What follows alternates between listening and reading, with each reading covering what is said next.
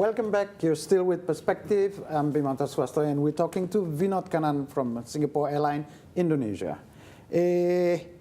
Talking of the Indonesian market, what is it for Singapore Airline? Is it one of the major markets? Is it, I don't know. How do you place Indonesia in terms of the region, for example? Right. Well, again, it's not rocket science. In ASEAN, Indonesia is definitely the biggest economy, the biggest market, 270 million people. To us, as I said earlier, we fly to 13 different destinations. And definitely the biggest footprint in ASEAN, outside Singapore, of course, which is our hub, would be Indonesia. Just looking at the number of flights we have and the number of services that we offer. Of course, there are other markets as well, which are comparative or around the same size. There's China, there's India, there's Japan. So of course, Asia is really the focus point for us. But Indonesia definitely stands up there. In fact, to give you an idea, we've got 9 flights a day from Jakarta to Singapore, which is the highest flights to any point in the network. So that kind of tells you how important Jakarta and Indonesia as such is. And you also serve how many cities? We serve 13 cities. 13. So there's Jakarta, there's Surabaya and Bali, that's Singapore Airlines. And the rest, all the way from Medan until Lombok, it's all served by Silk Air. That's right. Okay. Do you see, for the Indonesian market, do you see an opportunity to grow still? Or is there a limitation by restriction or whatever from the government in that sense? No, I think that we have seen good growth. We have been growing. Of course, a lot of it depends on aviation agreements and so on, regulations and so on. But we are now entering the ASEAN Open Skies, as you know. 2015 is the ASEAN Open.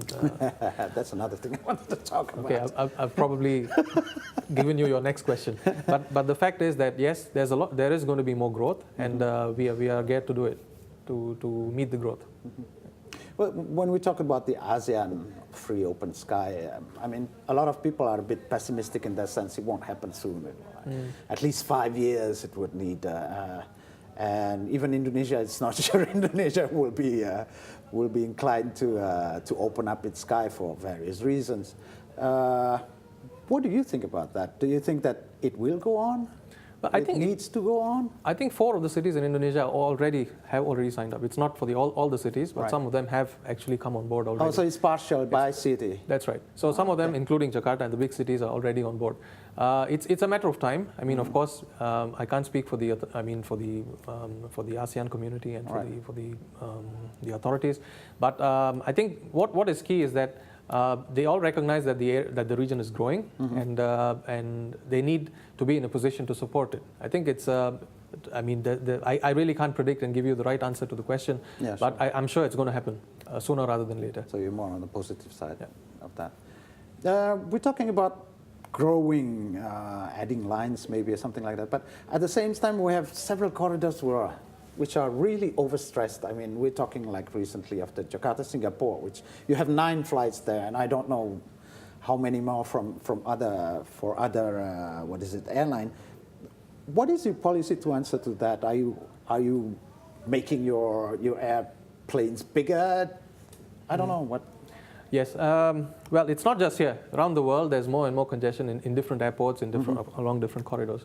And of course, all this is taken into consideration when the airports do their approvals and their regulatory OKs and slots and so on. So of course, we have to follow those rules.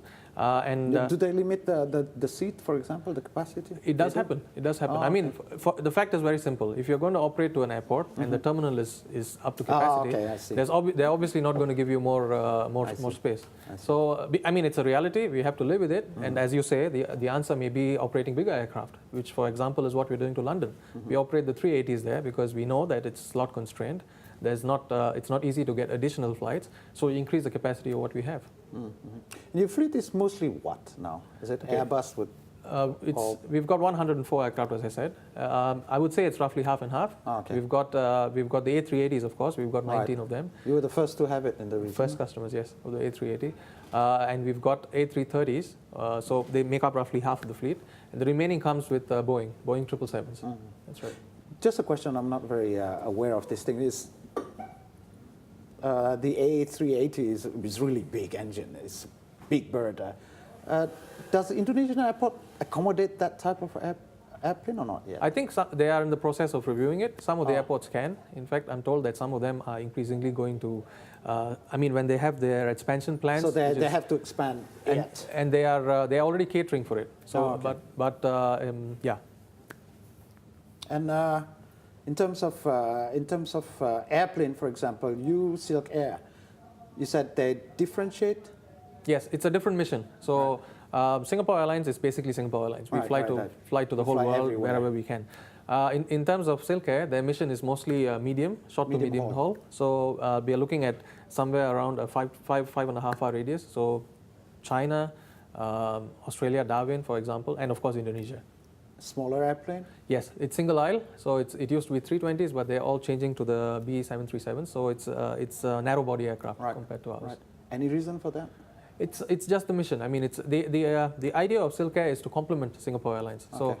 for example, we might not be able to carry and operate a bigger aircraft into the secondary cities of Indonesia or wherever. Right. But on It's very difficult. But yes. yeah, but on the other hand, we could do it very well with a smaller aircraft, smaller capacity. That's one thing. And of course, Silk Air also gives us the opportunity of more frequencies. So where the airports can allow it and where we have the necessary approvals, having two flights, two smaller aircraft, gives customers additional choice. So they can look at either a morning or an evening, depending on what they want. What is usually, when you want to open a new route, it's an agreement between the two countries, basically. How long does it take? Does it take a long time? A question. I have to admit, and I have to tell you very frankly, I have no clue, because this happens at the government level. And of course, when it comes to implementation and when it comes to getting things on the ground, yes, I'm involved. But at that time, the approvals are already done. Just to when you have the go-ahead to actually opening the service, does it take long for an airline? Well, again, it's a process of where you're flying to. If it's a totally new country where the setup has to be from scratch, of course it's going to take longer. But if you're already there, like in Indonesia where we've been around for a while, probably it's going to be much faster. Yeah, okay. Once again, we have to break and we will be back after this.